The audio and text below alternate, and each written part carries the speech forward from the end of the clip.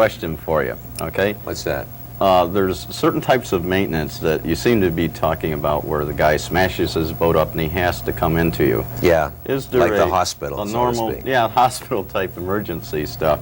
Is there a normal maintenance program, and how involved is that? And you know, like how long? Well, it's not very involved, actually. And a lot of it's common sense. To answer your question, yeah, there is a normal maintenance program. A boat cycle in the water is about, well, racing boats 12 months, cruising boats 18 months to 2 years, a power boat's 18 months to 2 years, where the boat is hauled and inspected and a new coat of bottom paint put on. Now, if you're in salt water, that has to be done, and if you're in fresh water, it's not quite that important. In that cycle, let's call it an 18-month cycle, you've got a couple of things you should be doing. Your oil changes should be somewhat regular. I kind of recommend every 100 hours or at least once a season. That includes the filters, the fuel filters on the engine. That would be the minimum maintenance that you would give your engine.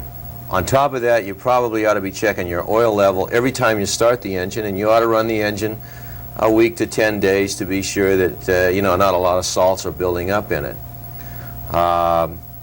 As far as the hull and machinery are concerned, you ought to exercise all your valves, open them and close them. For instance, where would these valves be? I mean, well, for the new boater. You're a boater, you ought to know yeah, what the valves are.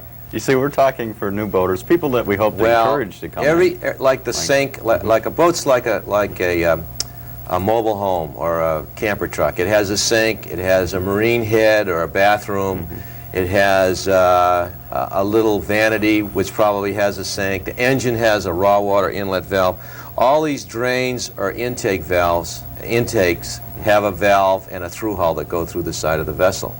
And these are very susceptible to corrosion, to clogging from marine life if they're not moved. If they're open and closed periodically, they more or less keep themselves clean. So this is something that you would do on a regular basis. A lot of people don't do that. There's the cockpit drain valves. Whenever rainwater especially gets in the cockpit, the drain valves are always left over. No one ever thinks to close them, and they freeze up almost all the time. People forget to do that. So that's something that we have to replace. The valve is frozen. Yeah. The surveyor finds that situation. The reason you need a valve is should a line or a hose in the boat fail, you've got to be able to close the valve and prevent the water from coming in. And if you haven't turned it for a year, it may not close. You won't turn it then, that's for sure. And you're going to be in real big problems. So the valves are important. Your pumps are important. You've got, on a large boat, a 40-footer, you've got maybe a forward bilge pump, an aft bilge pump. You've got a raw water pump on the engine. All these pumps have seals in them. They all have hoses connected to them. You should check your hose clamp. The Coast Guard requires that they be double clamped these days, but the hose clamps should be tight and they shouldn't be rusted. The pumps should work. And if you don't exercise them when they're not needed, when you do need them, they go out. They go out, yeah. That's right. I've seen a lot of situations where the engine will start right up. You think everything's running great, you know, your bilge pumps, everything. The minute you get out there a mile or two, they're fatigued enough to where they just go because they've been let sit for quite a while.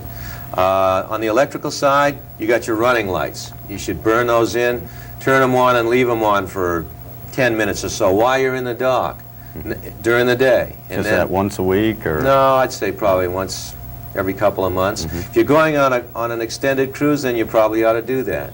Otherwise, you're going to be out there changing a running light. And some running lights, like the range light on a sailboat, is about 30 feet in the air.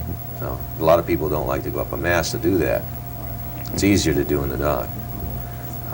What else would you maintain? But anyway, my point is, once owning a boat, and there are books written on this if you want to talk about regular maintenance, but it's pretty obvious to the boat owner and the new boat owner what he should be doing on a regular basis to keep the boat workable. Well, it seems like there's quite a bit to know for the new guy coming in that has never bought a boat, thinks he buys it, takes it out in the water, goes to Channel Islands, and he goes, well, I'm only going a little ways. And okay, well, I don't think he first should go out to the Channel Islands when he buys a new boat. He ought to stick in the harbors and close to shore. But on top of that, there's the Coast Guard Auxiliary, there's the Power Squadron, there's probably classes in high school, in navigation. Certain marine stores put on navigation courses or piloting courses. There's any number of courses that he can take are fine. He can take these courses before he even buys a boat. Right, and See? indeed, And that'll help a lot. it does help. The academics is very important, but to acquire practical experience, I agree with you. Play around the harbor, test the boat, see if something will fail. You know, go out a little bit further and you know, get your sea legs, so to speak. We do have the Power Squadron and Coast Guard Auxiliary coming on, you know, other shows. And it is very life-saving type information and education. In a moment, we'll be back from Sea Tales, the segment of our show where we tell true boating stories that may save your life or that of a loved one. We'll be right back.